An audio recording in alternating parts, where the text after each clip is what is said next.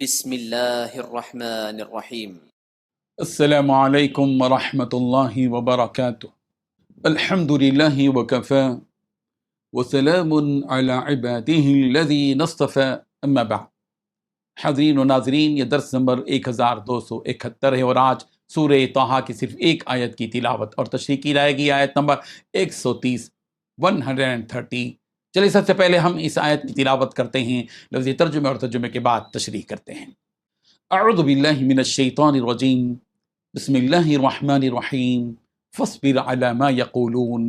وسبح بحمد ربک قبل طلوع الشمس وقبل غروبها ومن آناء اللیل فسبح واطراف النہار لعلک ترضی، صدق اللہ العظیم۔ لفظی ترجمہ یوں ہے، فاصبر، چنانچہ صبر کیجیے، علی، ان باتوں پر، ما یقولون، جو وہ کہتے ہیں،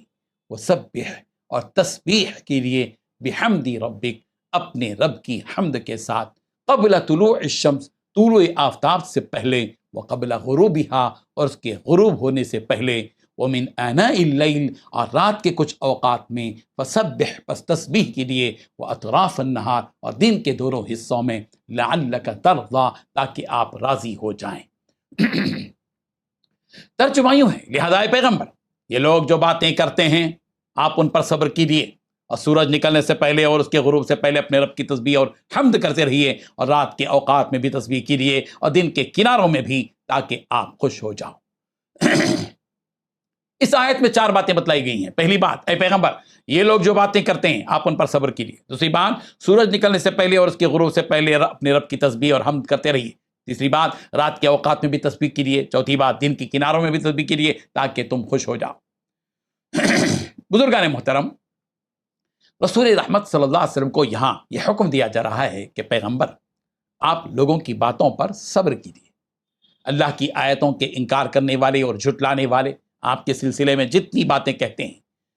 مثلا یہ کہ آپ جادوگر ہیں، جھوٹے ہیں، مجنون ہیں، شاعر ہیں، اور اس کے علاوہ جتنے طعنے دیتے ہیں اور بیکار حجتیں کرتے ہیں،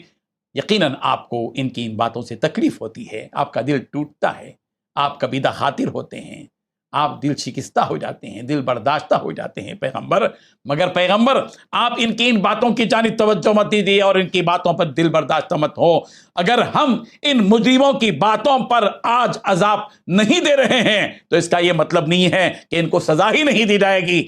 ان کے عذاب کا بھی ایک وقت مقرر ہے، اور اس وقت سے پہلے ان پر عذاب نہیں ہوگا۔ رسول رحمت صلی اللہ علیہ وسلم کو قرآن مجید کی مختلف آیات کے ذریعے متعدد مواقع پر صبر کی تلقین کی گئی ہے۔ سورہ یونس کی آیت نمبر 105 میں کہا گیا، وَاتَّبِعْ مَا يُوحَىٰ إِلَيْكَ وَاصْبِرْ حَتَّىٰ يَحْكُمَ اللَّهُ، آپ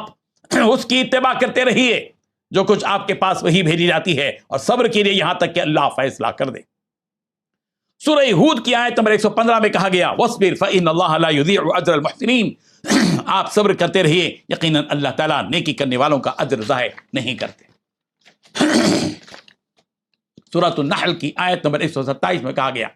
وَاصْبِرْ وَمَا صَبْرُكَ إِلَّا بِاللَّهِ وَلَا تَحْزَنْ عَلَيْهِمْ، آپ صبر کریں بغیر توفیق الہی کے، آپ صبر کر ہی نہیں سکتے، اور ان کے حال پر رنجیدہ نہ ہو۔ سورہ روم کی آیت نمبر 60 میں کہا گیا، فَاصْبِرْ إِنَّ وعد اللَّهِ حق، بس آپ صبر کریں، یقیناً اللہ کا وعدہ سچا ہے۔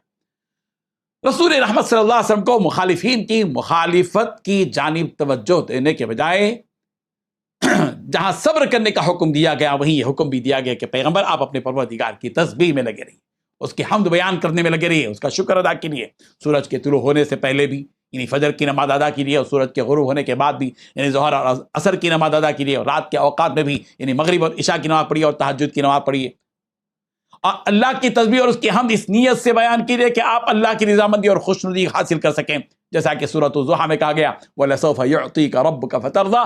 اور ان قریب آپ کا رب آپ کو وہ دے گا جس سے آپ خوش ہوں۔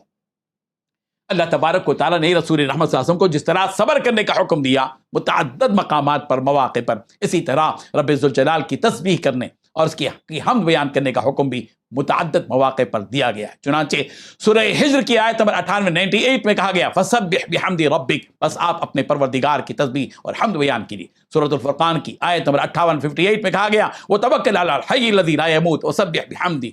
اس ہمیشہ رہنے والے اللہ پر توکل کیجیے جسے کبھی موت نہیں آتی، اور اس کی تعریف کے ساتھ پاکیزگی بیان کرتے رہیے۔ سورہ مومن کی آیت نمبر 55 میں کہا گیا وَسَبِّحْ بِحَمْدِ رَبِّكَ بالعشی والابکار، اور صبح و شام اپنے پروردگار کی تسبیح اور ہم بیان کرتے رہیے، چاہے صبر ہو